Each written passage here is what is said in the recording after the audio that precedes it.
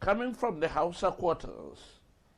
At the right-hand corner, where there is a small garden park, was a store accommodating a local shoe manufacturing industry. It was called Akuna Shoes, run by a perfect gentleman, Mr. Akuna. He produced shoes of a wide variety. From his shop was an apprentice, ADOLPHUS Madu, who graduated in 1971 and set up shop opposite Mondial Bus Agency in Kumba, and later moved to Sonak Street beside a bookshop and in front of a legendary restaurant, Red Curtain. Mr. ADOLPHUS, for years, has been the ultimate shoe doctor in Kumba. He tells his story from when he graduated from Akuna Shoe Factory. Papa Akuna Shoe Industry at the Kumba roundabout. Yes, I went there and he welcomed me. And how did you start? Yes, I started with him. I was there for 3 years and 6 months. And I learned the trade. At the end, he blessed me. And I went and opened my own workshop. What kind of shoes were you people making at the time? Yes, we are making sandals, school sandals, men's sandals, women's shoes, men's shoes. Then we coupled by sewing tarpaulins, doing canopies, sewing motor seats, ceilings. In short, everything they do with leather, even belt, bags. Yes. What made Akuna shoes so popular when you were there? What made it very popular? Yeah, the man is straightforward man. When he promised customers, he keep to his word. And he work very decent work. So because of that, people know him everywhere. When you were leaving, he surely blessed you to go ahead. Blessed me very well. Even came to my workshop and blessed my workshop. And what was that year? 1974. So when you left from there, how did you take off? Yes, I take off. I started at opposite Mondial, Concha Avenue. Yes. That's where I started. Because from there now, I came to this Sonak Street. And when you started, how did people come to know you? How was the public responding to you? Yes, when I was working with Pakuna, many people know me there. As I came out, they follow me along. And through those customers, I get more. And I was serving them very well as I was doing when I was with my father. And how did you progress from there? We see you today in Sonak Street. How did you move from there? Yes, as I continued the work, now God blessed me. I was so kind to my customers. So anybody I work for him, he tell other people to come there, that I'm serving them very well. And so I continue. One of the things that problems people have been having with technicians is you give somebody an appointment, you take the person staying you to keep the appointment. How have you been keeping your appointments? Very good. That is what people love me. When I tell you come tomorrow by 2 o'clock, before 2 o'clock I've already finished your work and keep. If I say 1 week, I keep to my word. And that's why people they love me and trust me. I don't control my customers. When you are talking, when we look at your shoes and so on, how were you getting materials to do your work? Very good. I get materials from Douala. I get from Nigeria. Yes. And I made the importers. I showed them my designs. Then they will import it and call me. I come. How did you, because when you were making the shoes, where were you getting your designs? Good. We have catalogs, sir. Any new model that comes out, we buy the catalog and we draw the pattern. We start producing the same thing that we see in the catalog. So you were talking about how do you determine the sizes? How did you get the size of the shoes? Yeah, we determine the size through the shoe form. This is like this one in my hands now. This is size 11, 45, size 45.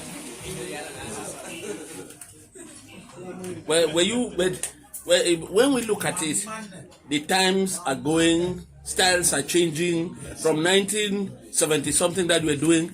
How have you been able to keep up with the modern pace up to today? Yes. Because we see a lot of modern shoes in your store. Yes, the white man to modify the forms. They modified for any new design that comes out. They make the form. So we buy them and produce the very styles. Sometimes we ourselves, we develop the form. We form it to the new design, and he gave us the design. Like this now, I can turn this one to any design I want. Yes. Yes, sir. We've been talking about customers. Do you have a wide variety of customers? Are your customers only in Kumba? No. I have customers from Yaoundé, I have from Douala, just all over. Because some person will be staying in Kumba. The way I work for him, when they transfer to Douala or Yaoundé, from Yaoundé or Douala, he drops or he need commands. Get me? No matter the distance. And when you finish the shoe, for example, how do you dispatch it to them? Good. If somebody for Yaoundé, I go to Mondial, I register the shoe. I gave to the driver. And once he reach Yaoundé, they call the number. The person will come down and collect it. Very simple. When we look at these professions, there is supposed to be continuity. Yes. Do you have anybody you trained to be able to continue with this shoemaking? Yes. At least my first son is in Limbe now, producing. They call him Italy in Limbe. He produced the best. Yes, my first son. So I have done computer engineering, but he decided to do the shoe because from child he has been doing the work and he's doing the best. Pa Madu, you are now grown, you are old and so on. What is the rhythm of your work now? When do you come to work? When do you close from work? Yes, I came here sometime 9 o'clock. But I don't now focus on shoe work again. I'm a pastor now in the True Church of God. So most of the time I do the God work. I leave the work for I have people that I have trained, that are carrying on the job now. So I only come here anytime I like. But the church, the mission work now is what I'm focusing on. Pa Madu, a man like you, being so busy, coming around, how is your family life? When do you have time for your family? Very good. I have enough time for my family. For example, in the morning, the ones with me now, from 5 o'clock morning, we do our morning devotion. Then after that, everybody will dispatch, everybody go to his own area of business or something. In the evening, we go to evening service. We have evening service for church nearly every day. And when we came back to the house, before we sleep, we come together again as a family. We pray. We see whether we have sinned against God in any way, any form, or offended each of us. Then we'll confess to each one. Then we pray together before we sleep. Pa Madu, at your age, you are looking still so young, Yes. looking fresh. Yes. What is your secret? Yes, my secret is this. In the first place, from my youth, I received Christ. I don't drink alcohol. I don't snuff. I don't smoke. I always do my sports. I don't eat anyhow. Pa Madu, nobody is perfect. Yes. In the course of your profession, you must have had some small misunderstandings with some customers. What might have caused such a situation? Yes. You see, sometimes when they give work, maybe they come lower before the time you gave to them. They will be annoyed. Why? I said, but we have time. I give them. They say, no, you want to use this, do this and that. But I will know how to talk to them calmly. And I will calm the situation. There will be no problem. Pa Madu, when you look at your shop, with so many people who come to give shoes, so many people who are coming for work, how do you keep the records to know that Mr. A is the one who brought this shoe, Mr. B is the one who brought this shoe, and with the shoes packed all over the place, how do you keep your records to be able to identify the shoes and your customers? Very good. So, Fred, you see, that I just say that is the gift that God gave to me. When you give me shoe, you give it in my hands. I look you like this. I walk the shoe and keep. You like make 1 year you come. So far as you meet me, when I look you like this, I just go and move your shoe. I wrote your name, write the price, and keep. When you come, I will go there and remove and say, this is their shoe. God gave me that gift. Yes. I don't misplace. Yes, you are producing very beautiful shoes. It is not only for your customers. Do you have places where you supply shoes or something? Where all the shoes you make, where do they go to? Yes, when the crisis never come, I have schools that I produce school sandals to them. Every year they give me the command. What would you say has been like your achievement in this profession that you've been doing, making shoes since 1974. Since 1974. Yes. Yes. Good. Today, by the grace of God, I have my voice all over. If I go to Yaoundé now, I have my voice. I go to Douala, I have my voice.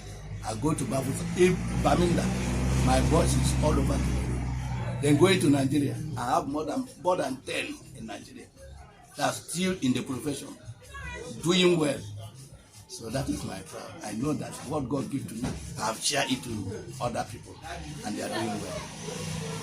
If you had some advice for young people, young people, you are from 70s, you are there up to today. Yes. But we have noticed that young people are not patient. Yes. If you had an advice to give them, what would that be? Especially on a profession like this, which you have kept for so many years. Yes. The young people now, they don't want to labor before they get money. Every young boy now want to go consult, where he go and get money easily. But most boys, they have learned here. They don't have patience to do the work. Some have jumped to Okada. Some go to farm. Some any place they see money, they just jump in. They don't have patience to do the work. So I'm advising them that patience is the key for everything. Whatever thing you are doing, do it well and have patience. As time goes on, you will do something. Mr. Adolphus works with apprentices who are all very diligent in executing their duties. Emmanuel Chinedu does most of the complex jobs: the designing, the cleaning, the coupling, and the finishing. The ladies too are very diligent in their work. They do the preliminary jobs: gumming, sewing, and other jobs that give completion to the shoes.